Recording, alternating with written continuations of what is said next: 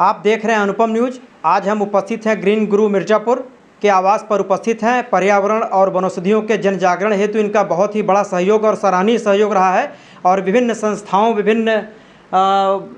के माध्यम से इन्होंने ढेर सारे प्रशस्ति पत्र, सम्मान पत्र और प्रमाण पत्र, शील्ड इत्यादि इन्होंने ग्रहण किया है और इनके सराहनीय कार्य रहे हैं। प्रत्येक दिवस ये एक औषधीय पौधों को निर्मित करते हैं, लगाते हैं और उनका प्लांटेशन खुद नर्सरी डालना और लगाना और अपने बच्चे की तरह वनस्पतियों का पौधरोपण करना और सेवा सत्कार करना इनका स्वभाव रहा है। ग्रीन गुरु जो है जनपद मिर्ज़ापुर के एक सम्मानित और प्रतिष्ठित व्यक्ति भी हैं और इनका जो है वनौषधियों के प्रति विशेष जागरूक सहयोग रहा है। आइए बात करते हैं ग्रीन गुरु जी से। अपना परिचय बताइए। जी, मैं अनिल कुमार सिंह, ग्रीन गुरु जी, प्रवक्ता शारीरिक शिक्षा शांति निकेतन इंटर कॉलेज पचोखरा, ग्राम रईकरी बघौड़ा मिर्ज़ापुर और संस्थापक सचिव खेल क्रांति अभियान एवं पर्यावरण शुद्धिकरण अभियान। काफ़ी पिछले वर्षों से आप जो है वनस्पतियों पर्यावरण के प्रति जागरूक हैं और प्रत्येक दिवस एक पौधा लगाया जाता है आपके द्वारा। इसके बारे में आपको प्रेरणा कहाँ से मिली और आप पर्यावरण के प्रति कितना जागरूक हैं, बताएं जनपद में।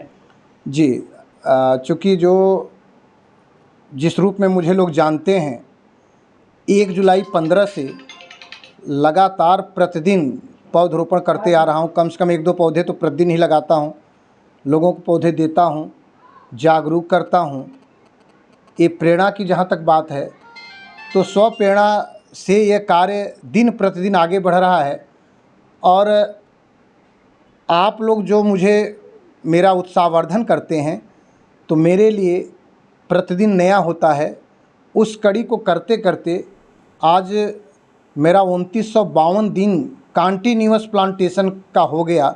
न तो मैंने कभी सोचा था कि इतनी लंबी सफ़र कैसे तय होगी, क्योंकि मैंने कोई अंत मंजिल नहीं तय किया हूँ। जो मेरा उद्देश्य है कि जब तक प्रकृति मेरा वर्ण करेगी तब तक यह कार्य करता रहूँगा, क्योंकि यह कार्य हम अपने लिए दिखाने के लिए या पॉपुलैरिटी के लिए नहीं बल्कि स्वयं की खुशी के लिए कर रहे हैं। और हम पौधों का तो कुछ नहीं कर पा रहे हैं, एक प्रकार से पौधे सब कुछ मेरा कर रहे हैं। ये एक कहावत है कि पौधों का संरक्षण करें, लेकिन महसूस कीजिए कि हम पौधों का संरक्षण नहीं कर रहे हैं, पौधे हमारा संरक्षण कर रहे हैं। हम अपने को संरक्षित कर रहे हैं पौधों को जिंदा रख करके। अगर पौधे नहीं रहेंगे तो जीवन ही नहीं रहेगा। आज वो घड़ी आ गई है, कोरोना की विभीषिका को लोगों ने देखा है।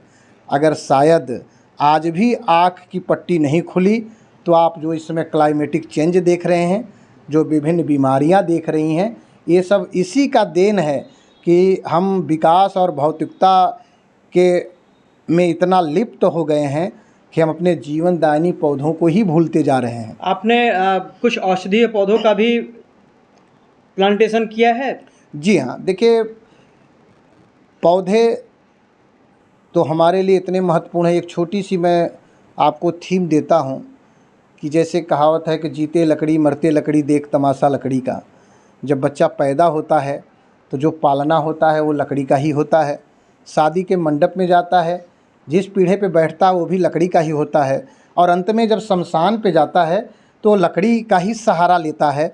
तो ऐसे में पौधे तो हर एक रूप में हमारे लिए उपयोगी हैं, लेकिन जो सबसे बड़ी उपयोगिता आपने जो बात कही है औषधीय पौधों की, तो पौधों में तो ऐसा गुण है और सबसे बड़ी बात यह है कि कोई भी एलोपैथ, कोई भी ऐसी पैथी नहीं है जो पौधों का तोड़ रख सके। उदाहरण के रूप में आपको मैं बताना चाहता हूँ कि प्रकृति की अनमोल पौधे हैं गुड़मार या मधुनाशिनी, जो एंटी डायबिटिक प्लांट है।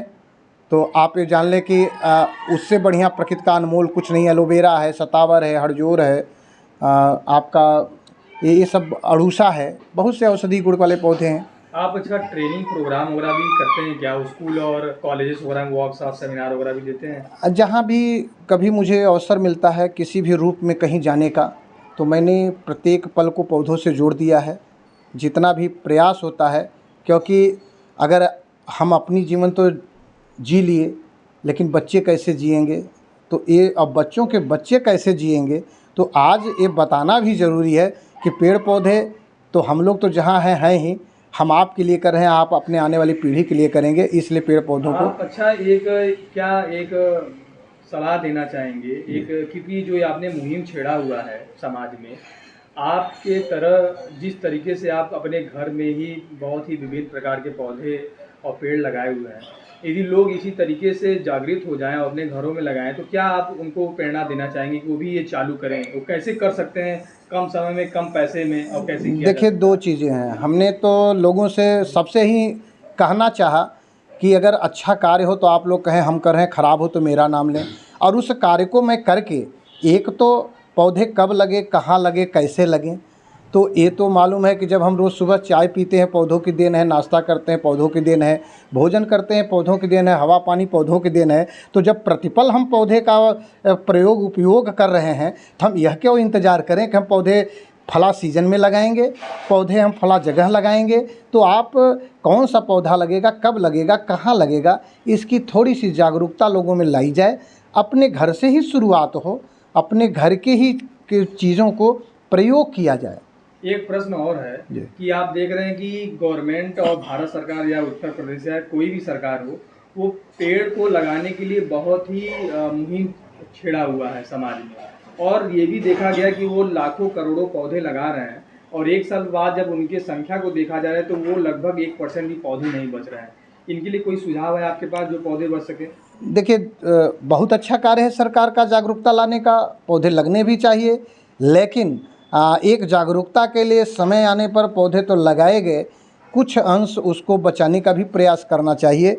जैसे मैं कहना चाहूँगा कि आज चाहे पवन चक्की हो, चाहे जो पवन ऊर्जा है, सोलर एनर्जी है, तो आप जंगलों में आपके पास बहुत ज़मीन है, आप उसको बैरिकेड तो पत्थर से कर लेते हैं, तो ऐसे प्लाट 1-1, 2-2 बीघे का आप रिज़र्व करें, वहाँ पे पानी की व्यवस्था करें, वहाँ पे सोलर पंप लगाएं, वहाँ पे कोई व्यक्ति रिकमेंड करें। हम पार्ट वाइज, हम पूरा प्लांटेशन तो 10 लाख 20 लाख का करेंगे, लेकिन ये हम अपनाएंगे कि इसमें से 5000 पौधों को हम संरक्षित करेंगे, पानी देंगे, जिंदा रखेंगे और रिप्लेस करके वो प्लेस कम से कम प्रतिवर्ष के थीम में हम आगे बढ़ेंगे। लास्ट प्रश्न ये है, आप युवाओं को कैसे जोड़ेंगे, क्योंकि आपके पास एक संगठन और है जो खेल कूद के माध्यम से लोगों को आप जागरूक कर रहे हैं कि वो स्वस्थ रहें।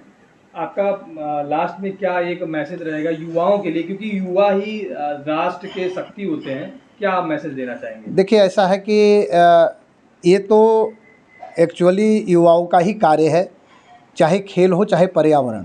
पहले कहा जाता था कि स्वस्थ शरीर में ही स्वस्थ मस्तिष्क का विकास होता है। वो उस समय कहा गया था जब हमारे यहाँ जंगल संपदा बहुत ज़्यादा थी, किसी का ध्यान नहीं गया था वह जो है कि बड़े बड़े ग्रंथों में उस लिखने की।